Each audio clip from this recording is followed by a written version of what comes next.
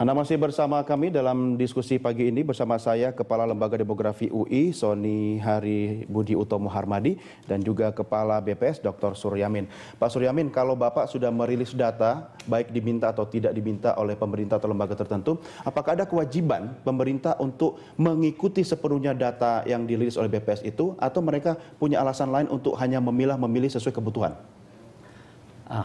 Kalau BPS kan memotret ya, kemudian kita memberikan kepada pemerintah, kepada KL terkait yang pengambil kebijakan, ya tentunya berdasarkan data itu, maka dilakukanlah atau dibuatlah program-program kebijakan untuk memperbaiki, apakah itu data kemiskinan, data pertanian, data industri dan lain sebagainya. Tentu itu dan tidak wajib Pak hukumnya. Ada regulasi nggak yang mewajibkan? BPS memberikan data itu dan kalau diminta pendapat kita juga berikan pendapat bahwa ini harus sebaiknya begini, ini sebaiknya begini.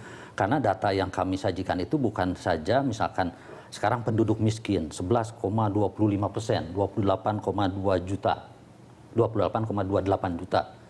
Itu angka nasional. Kita punya data yang per provinsinya, per kabupatennya.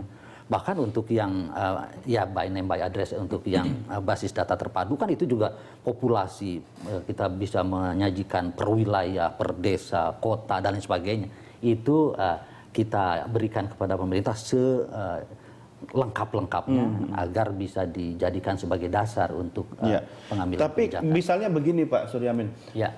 Pemerintah sering juga menggunakan data atau meminjam mulut dari Bank Dunia atau lembaga organisasi dunia lainnya.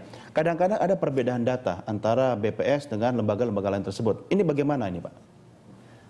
Sebenarnya kalau Bank Dunia, ADB, itu kerjasama juga dengan BPS. Mereka juga dalam data, atau malah mereka juga meminta data dari ya, IMF dan sebagainya, ya data-data makro terutama. Iya, betul. Ngapain juga mereka riset langsung ke sini kan? Tapi kan di dalam hal-hal tertentu mungkin ada konsep atau yang agak berbeda. Betul. Ya tentu akan berbeda. Seperti misalkan untuk menghitung penduduk miskin, Bank Dunia pakai $2, misalkan kami atau BPS menghitung berdasarkan garis kemiskinan yang dibagi dua, makanan, non-makanan, makanan dengan 2.100 kilokalori per hari, tapi juga Bank Dunia $2 per hari, itu juga harus hati-hati karena $2-nya itu bukan dolar yang dolar 12.000 sekian loh, kursnya itu beda. Dolar PPP, Purchasing Power Parity, yang sebetulnya kalau $1 Amerika dibelikan satu paket makanan atau non makanan di Amerika kemudian dinilai di Indonesia nggak jadi 12,1. Nah itu yang harus diperhatikan. Kalau misalnya tentu ini ada perbedaan karena mereka menggunakan ini, tetapi data yang populasinya, apakah itu penduduk Indonesia yang 237,6 pada tahun hasil sensus 2010, itu siapapun, apakah Bank Dunia yang mengatakan, ADB yang mana akan sama. Makanya masih banyak orang yang salah soal jumlah penduduk Indonesia, masih pakai lagunya Bang Roma Irama, 130 juta. Pak, ini satu pertanyaan yang harus Anda jawab, menggelitik saya. Kalau kriteria orang miskinnya yang kita rubah, biar tidak terlalu banyak orang miskin, bagaimana? BPS siap saja karena kita yang menentukan siapa Pak? Nggak, waktu menentukan yang 2.100 kilokalori untuk makanan ditambah garis kemiskinan non makanan kemudian dijumlahkan, ini hasil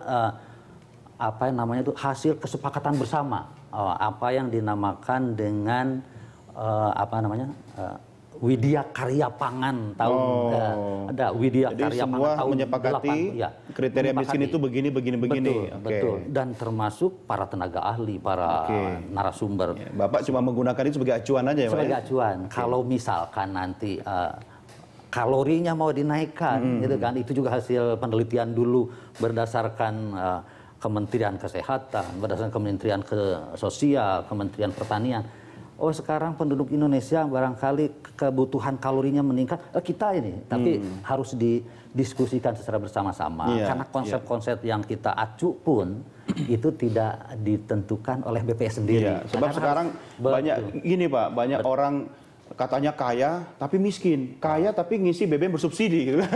Pak Sony, apa yang bisa dilakukan oleh masyarakat khususnya lembaga-lembaga non plat merah ini untuk mendukung data atau pemutakhiran data? Mungkin lembaga demografi yang Anda pimpin ini salah satunya bisa berkontribusi sehingga teman-teman di daerah pun atau di kalangan perguruan tinggi bisa memberikan kontribusi agar data lebih mutakhir.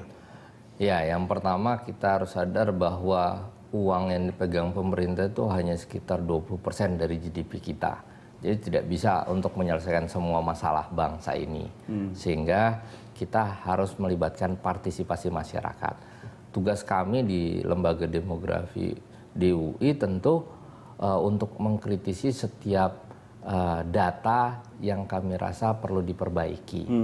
Jadi kami juga tentu memberi masukan-masukan kepada BPS, kepada Bappenas, kepada pemerintah, bahwa ada isu-isu yang penting yang harus diperhatikan termasuk pada saat pengumpulan data, validitas data, dan seterusnya.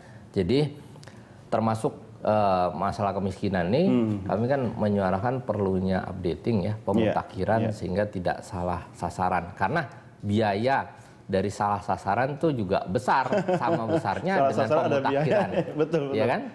Sama besarnya dengan biaya pemutakhiran, jangan-jangan. Jadi untuk apa kita membuang uang yang berakibat pada program yang tidak optimal karena kita tidak menggunakan data yang benar. Iya, artinya kalau kita bicara soal pemutakhiran data boleh ke beliau, tapi kalau soal yang menentukan sasaran dari data itu harusnya pemerintah yang kita ajak bicara di sini ya. Iya, memang pemerintah. Baik, Pak Sony terima kasih bersama kami, Pak Suryamin. Selamat bertugas kembali, mudah-mudahan sukses buat Anda berdua. Sampai jumpa lagi dan pemirsa, demikianlah diskusi kita kali ini. Jangan kemana-mana, Berita Satu akan segera kembali sesaat lagi.